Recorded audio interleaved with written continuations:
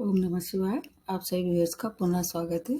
सभी व्यूअर्स को धन्यवाद देते हुए आज मैं एक ऐसे महत्वपूर्ण विषय को लेके आई हूँ, वो सबके लिए जानना ज़रूरी है, अनिवार्य रूप से ये सबकी नॉलेज में होना चाहिए। अगर पृथ्वी पे आए हैं, हमने मनुष्य का जन्म लिया है, तो ये भी देखना चाहिए कि हमारा स्वास्थ्य कैसा है, क्योंकि स्वास्थ्य के बगैर पूरा जीवन जो है वो अधूरा रहता है। एक अच्छे स्वास्थ्य से अच्छे मस्तिष्क की कल्पना की जा सकती है। तो उसी स्वास्थ्य के बारे में मैं अपनी तरफ से थोड़ी-सी कोशिश कर रही हूँ। वैसे ये संपूर्ण नहीं है, क्योंकि बहुत सारी गहराइयाँ होती हैं, बहुत सारी सूक्ष्मता होती हैं, उनको हर एक ज्योतिषी का कहना ज्ञान उस तक नहीं पहुँच सकता है, लेकिन फिर भी एक छोटी-सी कोशिश है ये। क्योंकि ऐसा प्रमाणित है ऐसा कि एक अच्छा ज्योतिषी जो है, अगर पहले जो हुआ करते थे, माता के गर्भ से ही सब बताना शुरू कर देते थे। इसके बहुत बड़े उदाहरण हैं, जैसे कि कृष्ण, कंस, रावण, ऐसे और से बहुत से उदाहरण हैं, जिनको कि ज्योतिषियों द्वारा, पंडितों द्वारा पहले से ही भविष्यवाणी करती थी कि जब वो अपनी माता के गर्भ में थे, तभी बता दिया गया था कि अब इस ऐसे पुत्र का जन्म होगा, इस तरह से होगा, उसका पूरा-परा। तो ये जो है वो अब थोड़ा-सा इसके आजकल के जो वर्तमान समय में कलयुग का युग चल रहा है, तो उतनी सत्यता ना तो लोगों में रह गई है, ना पंडित उतने ज्ञानी हो गए हैं। और उसका एक और मतलब मुख्य कारण है कि जो ज्योतिष विद्या है, वो कलयुग में थोड़ी-सी प्रोफ़ेशनल ज़्यादा हो गई, व्यापारिक हो गई है। तो इसलिए जो इसका विद्या का है, थोड़ा-सा हनन भी हुआ है। एक सीमा तक तो ठीक है, अगर किसी का जीवन यापन है, तब तो ठीक है कि उसको अपना जीवन यापन के लिए आवश्यकता है, वो उस रूप में देखता है अगर इस विद्या को। लेकिन अगर लूट है या घसूट है या लोगों को मतलब गुमराह करने वाली स्थिति में, तब ये विद्या का हनन हो चुका है। और ये देखा जा रहा है कि ज़्यादातर बातें जो हैं उतनी ज़्यादा सत्य नहीं निकलती हैं।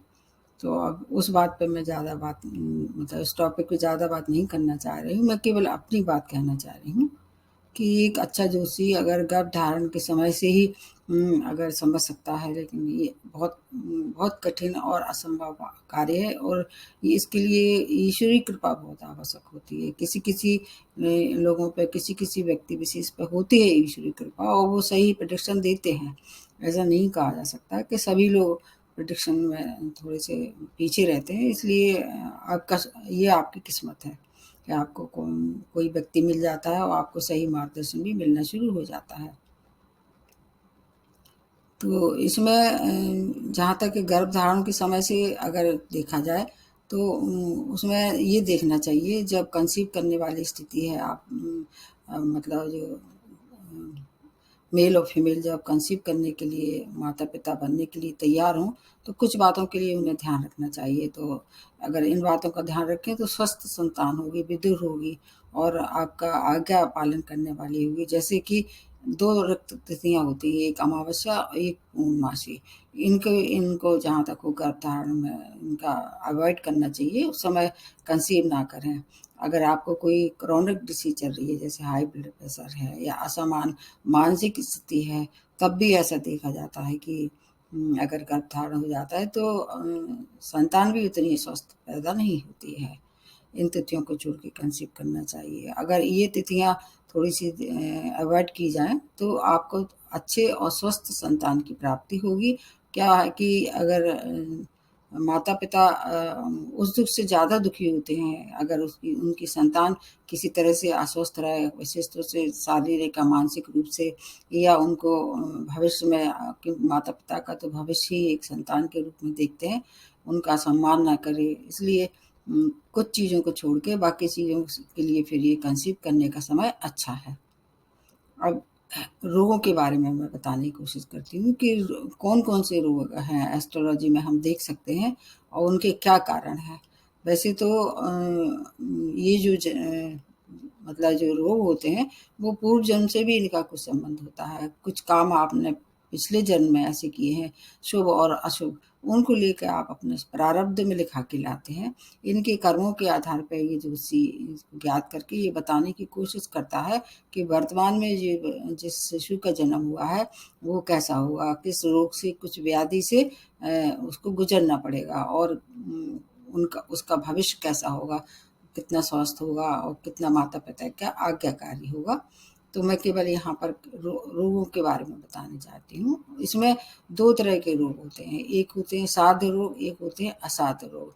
साध्य रोग जो होते हैं वो थोड़ी-सी अगर उनका उपचार किया जाए, उनकी डायग्नोसिस बन जाती है और वो ठीक भी हो जाते हैं। लेकिन असाध्य रोग जो कि उनका ना तो ठीक से डायग्नोसिस होती है और ना ही उनका उपचार होना थोड़ा-सा कठिन होता है, और कई-कई बार मृत्यु तक उन रोगों से हो सकती है यहाँ तक कि।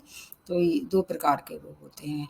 अब हमारा जो शरीर है वो पंचतंत्र से मिलके बना होता है, 5 तत्व से मिलके सभी के मतलब उसमें देखा गया है कि स्वभाव में भी देखे गए हैं ये। ये कौन-कौन से हैं? अग्नि, पृथ्वी, जल और वायु और ये जो है वो 5 तंत्र, आकाश। तो इन तत्वों को मिलके हमारा शरीर बना हो जाता है। प्रकृति जो है वो वहाँ कहीं भी एक देखा जाए तो अन्याय नहीं होता है। प्रकृति हमेशा सबके संग न्याय करती है, बल्कि प्रकृति की छेड़खानी की वजह से भी कुछ-कुछ बीमारियों का निर्मित होती है। इस समय जो मतलब प्रदूषण चल रहा है, बात खाने से लेके और प्रकृति के रूप में उनकी छेड़छाड़ की, बहुत सी चीज़ों, वृक्षों की कटाई की, हर चीज़ दूषित होती जा रही है खाने-पीने से, वायु तक प्रदूषित हो रही है। तो ये तो प्राकृतिक रोग हैं, उनसे तो वो अलग हैं। लेकिन जन्म से जो हम रोग लेके आते हैं, उनसे हम थोड़ा-सा आपको अवगत कराना चाहते हैं। पंचतत्व से मिलके जो शरीर बना होता है, जहाँ तक ये ज्योतिष में, अगर ज्योतिष की दृष्टि से देखा जाए तो हमारी कुंडली में 12 भाव होते हैं, और 12 भाव होते हैं, 27 नक्षत्र होते हैं। इन्हीं के इर्द-गिर्द पूरा जीवन व्यतीत होता रहता है या घूमता रहता है, और शरीर का हर एक तत्व जो है हर एक अंग को दर्शाता है, हर एक ग्रह जो हर एक अंग को दर्शाता है। और भाव में जहाँ तक देखा जाए तो भाव के लिए भी अलग-अलग देखा जाता है कि कौन-सा भाव जो है, जैसे प्रथम भाव से अगर शुरू करते हैं, तो उसमें सबसे पहले ये बताते थे कि वैसे तो राशियाँ के हिसाब से देखी जाए तो 12 राशि होती हैं, जिसमें 2 छाया ग्रह होते हैं और बाकी जो है वो उनका अस्तित्व होता है। तो ये 12 राशियाँ और 27 नक्षत्र और पंचतंत्र से जो शरीर मिलके बना होता है, उसका अलग-अलग देखा जाए, उसका अध्ययन किया जाए ज्योतिष के अनुसार, तो 4 प्रकार से लोगों को देखना चाहिए। एक तो जैसे कि आपकी राशि कौन-सी है, कौन-सी तत्व है उसमें, और दूसरा नक्षत्र कौन-सा है, और आपके कौन-सा तत्व उसमें एलिमेंट है, और जिस भाव में हर एक भाव में क्या है, कोई न कोई ग्रह कारक तो होता है। हर राशि के लिए भी कोई-कोई कारक ग्रह होता है। ये सब मिला के फिर निर्णय लेना चाहिए कि अगर आपको रोग है भी तो किस तरह का रोग है और वो ठीक होगा कि नहीं होगा, ये भी देखना होता है। जहाँ तक कुंडली में अगर भाव के दृष्टि से देखे जाए तो ये 3 भाव सबसे ज़्यादा इनको उत्तरदायित्व सौंपा गया है रोगों को देखने के लिए। 6 भाव है, एक 10th भाव है, एक 12th भाव है। 6 भाव से छोटे-छोटे रोगों को देख सकते हैं, और अष्टम भाव से क्या देखते हैं, वैसे तो ये मृत्यु का भी, आयु का भी भाव है, लेकिन इससे एक्सटेंशन देखते हैं कि कितना लंबा चलने वाला है। अगर आपको रोग है भी तो लंबा चलेगा या आपकी मृत्यु होगी या आप बच जाएँगे, इस तरह से भी देखा जा सकता है। और कारक का तो देखना ही होगा, भाव के कारक और ये सब मिला के तो देखना होगा। मृत्यु का इतनी जल्दी कोई भी सही प्रेडिक्शन नहीं कर पाता है, और मानना भी नहीं चाहिए और करना भी नहीं चाहिए। अब 12वाँ भाव जो है वो क्या है, एक्सपेंडिचर का होता है, व्यय का होता है, तो मेडिकल एक्सपेंस कितने होंगे, इससे अगर आप 12वाँ भाव अगर है तो उसको मिला के देख सकते हैं। ये तो हो गई 12 भाव, मतलब 3 भाव ऐसे जो कि हमें बताते हैं कि आप स्वस्थ हो जाएँगे, आपको कौन-सी बीमारी होगी और बीमारी पे कितना खर्चा होगा। ये केवल स्वास्थ्य के लिए बताया जा रहा है। अब प्रत्येक भाव से अगर देखा जाए तो क्या है, जैसे अगर आपका प्रथम भाव अगर है, मान लीजिए प्रथम भाव से हम देखते हैं कैसा हेड देखते हैं, फेस देखते हैं, मतलब आपका सिर और आपका फेस, आपका जो चेहरा है। दूसरे भाव से क्या देखते हैं, आपका गला देखते हैं और ईएनटी देखते हैं, मतलब आँख का, नाक का रोग होगा कि नहीं होगा, अगर दूषित है तो। तीसरे भाव से आपके कंधे देखते हैं, रिब देखते हैं, और जो वो इस जो मतलब उससे जुड़ी हुई जो चीज़ें हैं, ये सब तीसरे भाव से देखते हैं। जैसे अपर हेड, आपका अपर हैंड देखते हैं, बैक का जो पोर्शन है वो देखते हैं, बैकबोन जिसको कह सकते हैं, वो देखते हैं। और चौथे भाव से चेस्ट देखते हैं, लंग्स देखते हैं, मिडिल जो पार्ट है वो सब इससे चेस्ट में आ जाता है। और आपका ब्रेस्ट देखते हैं। महिलाओं में ब्रेस्ट का भी एक बहुत ज़्यादा देखा गया है कि कैंसर जैसे रोग ब्रेस्ट में जल्दी पनपते हैं। अब फिफ्थ भाव को देखते हैं, हार्ट देखते हैं, इससे स्पाइन देखते हैं, और आपका लिवर देखते हैं, और बैक पोर्शन इससे भी देखा जा सकता है। सिक्स भाव से आपकी आंतें मतलब इंटेस्टाइन देखते हैं, अपर पोर्शन देखते हैं, लिवर देखते हैं सिक्स भाव से। जहाँ तक सेवेंथ भाव से आपकी गुर्दे देखते हैं आपकी, और यूरिनरी जो जेनिटल प्रॉब्लम उससे देखते हैं। एब्डोमिनल जो है पूरा पोर्शन जो है वो इससे देखते हैं सेवेंथ भाव से। किडनी देखते हैं। उसके बाद अष्टम भाव से सेक्सुअल ऑर्गन, जेनिटल ऑर्गन इससे भी देखते हैं। गुप्त रोग देखते हैं। आपको कोई गुप्त रोग तो नहीं होगा, जैसे ओवरी, महिलाओं में खासतौर से ओवरी है, आपका जो यूट्रस है, रिप्रोडक्टिव सिस्टम पूरा अष्टम भाव को डिनोट करता है। और नवम भाव से क्या देखते हैं, आपकी थाइस देखते हैं, नर्व्स देखते हैं। दसम भाव से आपका देखते हैं जॉइंट देखते हैं, नीज देखते हैं, घुटने वगैरह ये देखते हैं। और उसके बाद 11वां भाव है वो आपकी टांगों को, पोर्शन को दिखाता है, एड़ी को भी दिखाता है, जो नीचे का पोर्शन है पंजे का वो दिखाता है। और 12वें भाव से क्या देखते हैं, आपकी टांगे देखते हैं, और लेफ्ट आई भी देखते हैं, आंखों के लिए भी देखा जाता है। तो ये तो हो गए 12 भाव। उसमें अगर दूषित होते हैं या ऐसा ग्रह जो कारक ग्रह नहीं है, अकारक है आपकी लग्न और राशि के अनुसार, उसका वीडियो मैं आप लोगों को बहुत पहले अपलोड कर चुकी हूँ कि लग्न के अनुसार कौन से ग्रह आपके लिए कारक हैं, कौन से अकारक हैं, उससे मिला के देखना चाहिए। ये 12 भाव के बाद अब आ जाते हैं डिसीज के लिए कि कौन से ग्रह ऐसे होते हैं अगर दूषित हो जाते हैं नेटल चार्ट में, और अगर 6, 8, 12 में आ जाते हैं, ये भी देखना होता है कि भाव कौन सा है। तो उसके अनुसार अगर आपको कोई बीमारी अगर हो सकती है, क्योंकि कई बार ऐसा होता है डायग्नोसिस सही नहीं बनती है, गलत बनती है, तो इलाज भी गलत हो जाता है। इसलिए सबसे पहले सूर्य को देखते हैं कि अगर सूर्य आपके नेटल चार्ट में खराब है तो आपको कौन सी तकलीफों का सामना करना पड़ेगा। अस्थि रोग जैसे है ये सबसे ज़्यादा है। और आपका जो सिर है वो, उसके लिए भी सिर वो देखा जाता है सूर्य के लिए। जैव विद्युत जो है वो, और आँखें और श्वसन तंत्र, ये सब चीज़ें जो है वो नियंत्रित करता है सूर्य। पिता का भी एक बात है, लेकिन वो थोड़ा-सा अलग है मैटर। उसके लिए पिता या माता के लिए अभी कुछ नहीं बता रहे, केवल बीमारियों के लिए बता रहे हैं कि अगर किसी भी तरह से सूर्य दूषित हो जाता है तो आपको इन बीमारियों में पहले ध्यान जाना चाहिए। कई बार ऐसा होता है कि आपको स्वयं भी समझ में आने लगता है कि हमें इस तकलीफ से हम गुजर रहे हैं, और उसका इलाज फिर सरल हो जाता है।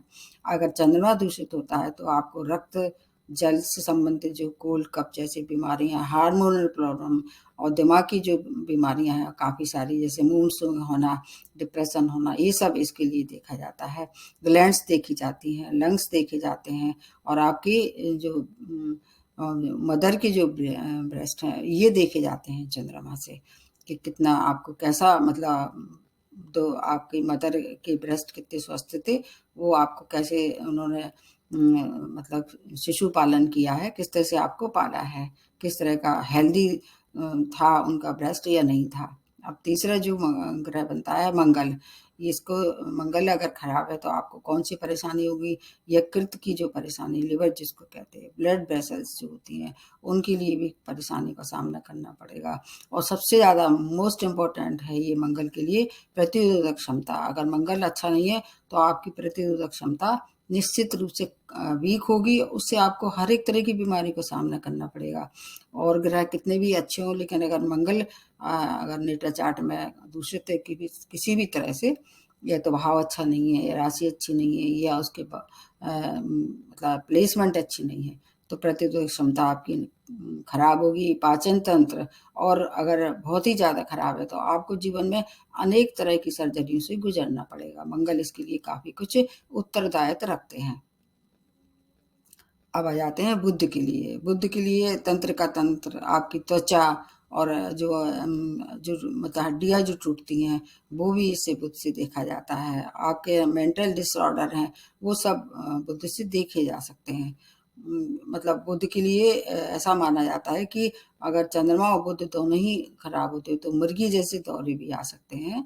समय समय से आप बेहोश हो सकते हैं, आप चेतन की अवस्था आ सकती है। तो बुध और मंगल का अगर मंगल नहीं सॉरी चंद्रमा का अगर कॉम्बिनेशन खराब बन जाता है तो मेंटल डिसीज पूरे जीवन भर आपको परेशान करती है। अब उसके बाद आ जाते हैं गुरु। गुरु तो वैसे नैसर्गिक रूप से शुभ ग्रह हैं, लेकिन फिर भी अगर नेटल चार्ट में अच्छी स्थिति में नहीं है, 6, 8, 12 में है और अगर उनकी राशि भी अच्छी नहीं है या उनका शत्रु राशि में बैठे हुए हैं तो आपको आपकी जो है मेमोरी लॉस्ट ये करा देते हैं, स्मृति के लिए जाने जाते हैं। नाड़ी तंत्र जो है पूरी तरह से ये खराब कर सकते हैं। पीलिया जैसे रोग, किडनी जैसे रोग, स्टोन जैसे रोग, ये सब जो है वो दूषित गुरु की देन है। तो इसलिए ये भी देखना चाहिए और पेट के रोग के लिए भी ये देखे जाते हैं। कई बार ऐसा होता है कि गुरु बहुत अच्छी पोजीशन में हो, मान लो कर्क राशि में हो, उच्च राशि में हो, उसके बाद भी जो है वो व्यक्ति पेट के रोगों से पीड़ित रहता है और पूरे जीवन भर रहता है। तो कभी कभी जो नैसर्गिक रूप से शुभ ग्रह हैं वो भी नेटल चार्ट में आपको रोग कर सकते हैं। उसके बाद जो अगला ग्रह बनता है वो शुक्र है। इससे शुक्राणु देखते हैं, आपकी जनन शक्ति कितनी अच्छी है। विशेष तौर से जो मेल है उनमें वीर्य देखते हैं, जो फीमेल है उसमें रज देखते हैं और आपका मतलब जो प्राइवेट पार्ट है मेल और फीमेल के वो भी देखते हैं। प्रजनन तंत्र कैसा है और शुगर जैसी बीमारी भी ये देख सकते हैं। इनमें बहुत क्षमता होती है। शुक्राचार्य जो होते हैं मतलब इनके शुक्राचार्य शुक्र को ही कहा जाता है। तो शुगर जैसी बीमारी अगर हो रही है तो आप मान के चलिए कि शुक्र कहीं न कहीं से आपको प्रताड़ित कर रहे हैं। उसके बाद शनि, शनि ये इनके नाम से सब घबराते हैं और ये बीमारी भी कैसी देते हैं, केंद्रीय नाड़ी तंत्र की बीमारी मतलब सेंट्रल नर्वस सिस्टम जो होता है वो खराब कर देते हैं, इसको ही नियंत्रण में ये करते हैं। इसके अतिरिक्त और भी जैसे पैर है, घुटना है और टीबी जैसे रोग, ऐसे रोग जो देते हैं। और अगर इनका और जो ग्रह जो पापी ग्रह से अगर इनका युति बन जाती है जैसे शनि से या किसी और पापी ग्रह से तो कैंसर रोग जैसे ये निर्मित कर सकते हैं। इसलिए ये भी देखना होता है कि युति किसके साथ है। उसको शनि राहु का मैंने एक आपको वीडियो बना के दिया है, वो देख लेना चाहिए। उसके बाद जो अगला बनता है राहु के लिए, राहु वैसे तो छाया ग्रह है, किसी भी राशि या किसी भी उसके प्लेसमेंट जहाँ इनकी हो उस तरह के गुणधर अपना लेते हैं। जैसे मैंने बताया शनि के साथ अगर ये बैठ जाते हैं तो बहुत असाध्य रोग और रहस्यमयी रोगों का निर्माण करते हैं। राहु केतु के लिए जाना जाता है ये रहस्यमयी छाया ग्रह हैं और जब ये बीमारी देते हैं तो इनकी डायग्नोसिस होना बहुत मुश्किल हो जाती है। हमेशा ये भ्रमित करते रहते हैं और कभी-कभी ऐसा भी देखा जाता है कि जब तक को कोई बीमारी भी नहीं होती, पूरे जीवन में वो भ्रमित रहता है कि आज मुझे ये बीमारी है और मैं मतलब इस बीमारी से ग्रसित हूँ। कई बार मौत तक की स्थिति में अपने आप को ये डाल सकते हैं राहु। वैसे क्या है शरीर के अंदर ही आकाश तत्व और अपान तत्व मतलब वायु तत्व को डिनोट करते हैं। तो उससे क्या क्या हो जाती है परेशानी, जैसे मैंने बताया कैंसर जैसे रोग हो सकते हैं, वायु के रोग होते हैं, इनसे ही देखे जाते हैं। और केतु के लिए भी ऐसे ही जाना जाता है। अगर केतु खराब होते हैं किसी भी तरह से तो आपको शुगर जैसी बीमारी हो सकती है, एलर्जी हो सकती है। आप और केतु अगर खराब होता है तो एक और बात देखी जाती है, अंग भंग जो होते हैं, आदमी एक्सीडेंटल हो चाहे जिस तरह से अंग भंग होते वो केतु करवाता है। और अगर एनिमल से कोई एक्सीडेंट होता है, जैसे मान लीजिए सांप ने काट लिया या किसी चारपाई जो जानवर है उसने ठोकर मार दी, आप गाड़ी से जा रहे हैं एक्सीडेंट हो गया, तो केतु के लिए ये देखा जाता है। केतु ऐसे चीज़ों को ज़्यादा मतलब उत्तरदायित्व रखते हैं। अगर ऐसे केतु खराब है तो इन चीज़ों से आपको सावधान रहना चाहिए। तो ये तो हो गए आपके रोग और आपके भाव। अब इसके अतिरिक्त और भी बहुत सी चीज़ें होंगी, तत्वों का भी ध्यान रखना पड़ेगा आपको। तो इन सब चीज़ों को अगर आप ध्यान में रखते हैं, आपका ये देखना चाहिए कि कौन-सा ग्रह दूषित हो रहा है और वो किस तत्व को डिनोट करता है। उस तत्व की शरीर में अगर कमी है उस तत्व की, जैसे फायर की कमी है, तो आप दिखा सकते हैं, आप मेष लग्न के हैं या आप सिंह लग्न के हैं या धनु लग्न के, ये ऐसी लग्न जो अग्नि तत्व वाली होती हैं। जो चंद्रमा की लग्न है वो जलीय तत्व होती हैं, और जो बुध की है वो वायु तत्व से मतलब दर्शाती हैं। तो ये इसका वीडियो आप लोगों को अलग देखना होगा, इसमें अलग से नहीं बताऊंगी। अब अगर ऐसी स्थिति बन रही है और आपको समझ में नहीं आ रहा है, तो सबसे पहले तो आप चिकित्सक के पास जाके अपनी समस्या बताइए, और अगर फिर भी समझ में नहीं आ रहा है, तो किसी अच्छे से एस्ट्रोलॉजर को दिखा के आप इस तरह से या तो स्टोन पहन सकते हैं। अगर मान लो किसी एलिमेंट की कमी है तो स्टोन पहनना भी फायदेमंद हो सकता है। और जैसे मैंने जो तिथियां बताई उन पे कंसीप ना करें तो ज़्यादा अच्छा है। और अगर किसी ने अच्छी सलाह दी आपको कि आपको समझ में आ गई, उससे फ़ायदा हो रहा है, तो आप मंत्र जाप या जो पूजा पाठ उन्होंने बताया है या जो व्रत बताया है, उसका भी पालन करके इनकी जो खराब स्थिति है, इनके जो अशुभ प्रभाव हैं आपके जीवन में, वो आप उसको अपने आप को क्या है सुरक्षित रख सकते हैं और अपना भविष्य जो है वो सुधार सकते हैं। तो ये देख लेना चाहिए सबसे पहले कि आप किस ग्रह से पीड़ित हैं, कौन से तत्व की कमी है। उसके अनुसार ही फिर आपको इलाज में जो भी आपको और जो भी एक्टिविटीज़ लेना है, जो आपको प्रोसीड करना है, फिर इलाज कराएँ, तो डायरेक्शन सही मिल जाता है, तो इलाज भी सही हो जाता है। अगर आप भटकते रहेंगे, तो इलाज भी गलत होगा और आप बीमारी में पैसा भी बहुत खर्च करते रहेंगे। तो देख लीजिए, अगर फिर भी कोई समझ में नहीं आए तो आप मेरे को मेल कर सकते हैं। जितना हो सकेगा मैं आपको मदद करने की कोशिश करूँगी। आज के लिए इतना ही, नमस्ते और धन्यवाद।